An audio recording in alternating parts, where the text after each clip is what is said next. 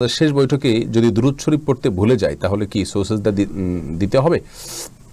দেখুন আমিনুল কাজী, দুরূদ শরীফ পড়া ওলামায়ে হাম্বলি বা আহমদ ইবনে হাম্বল রাহিমাহুল্লাহর মাযহাবকে যারা ফলো করেন বা সৌদি আরবের স্কলার যারা আছেন তাদের মতে আপনার বৈঠকে দুরূদ শরীফ পড়া ওয়াজিব বা ফরজ, যার কারণে এটা যদি ছুটে যায় তাহলে সেক্ষেত্রে তার ওয়াজিব হলে এটা সালাত ছুটে গেলে আপনাকে সিজদা সাহু দিতে হবে। আর আমাদের দেশে ওলামা ইকরামের বা হানাফি মাযহাবের ওলামা ইকরামের দৃষ্টিকোণ থেকে আপনার দুরূদ শরীফ পাঠ করে এটা ফরজ না, ওয়াজিব না, এটা সুন্নাহ। যেহেতু সুন্নাহ, অতএব সুন্নাহ ছুটে গেলে তার জন্য আপনাকে সিজদা সাহু দিতে হবে না। এখন কেউ বলতে পারেন যে তাহলে আমরা কোনটা গ্রহণ করব, মানব? আসলে বিষয়টা ইজতিহাদি, অর্থাৎ গবেষণামূলক। দুটোটা সিদ্ধান্তই গবেষণামূলক। পরিষ্কারভাবে কোনো হাদিস থেকে এটার ফরজ বা ওয়াজিব হওয়ার কোনো প্রমাণও পাওয়া যায় না, আবার পরিষ্কারভাবে এটা সুন্নাত এরকম কোনো শব্দ দ্বারা হাদিস আলাদা বলাও হয়নি।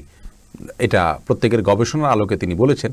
যারা বলেন সুন্নাহ তারা বলেন যে পার্টিকুলারলি নবী সাল্লাল্লাহু আলাইহি ওয়াসাল্লাম দুরূদ পড়ার জন্য সালাতের মধ্যে আলাদা নির্দেশ জারি করেন নাই, যাকে ওয়াজিব আমি কীভাবে বলবো? তিনি পড়েছেন হিসেবে সুন্নাত হবে সাধারণ অবস্থাতে। আর যারা বলেন যে ওয়াজিব বাধ্যতামূলক, তারা বলেন নবী সাল্লাল্লাহু আলাইহি ওয়াসাল্লাম বলেছেন সল্লু কামা রাআইতুমুনি উসাল্লি, তোমরা আমাকে যেভাবে সালাত আদায় করতে দেখেছো সেভাবে সালাত আদায় করো। যেহেতু তিনি নির্দেশ জারি করেছেন, অতএব তার একটা নির্দেশে, কমন নির্দেশে যে আমি যেভাবে করেছি সালাত সেভাবে করো, তাহলে পুরো সালাতটাই সেভাবে করা জরুরি। তো এক্ষেত্রে সুন্নাহ হওয়ার মতটা আমার কাছে বেশি দলিল সমৃদ্ধ মনে হয়। তার কারণ নবী সাল্লাল্লাহু আলাইহি ওয়াসাল্লাম বলেছেন আমি যেভাবে সালাত আদায় করেছি সেভাবে তোমরা সালাত আদায় করো। এর কারণে যদি সালাতের সবগুলো বিষয়ে ফরজ হয়ে যায় তাহলে তো সালাত আর কোনো সুন্নাত মুস্তাহাব বলতে কোনো কিছুই থাকবে না। সালাত টুপিবিহীনভাবে আদায় করলে সালাতের পরিপূর্ণ সওয়াব আপনি পাবেন।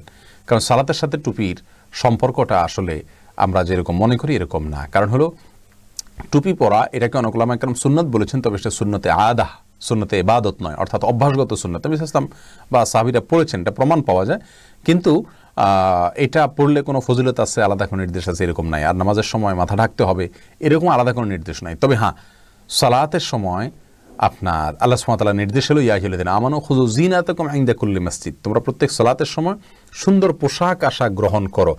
এখানে পোশাককে সুন্দর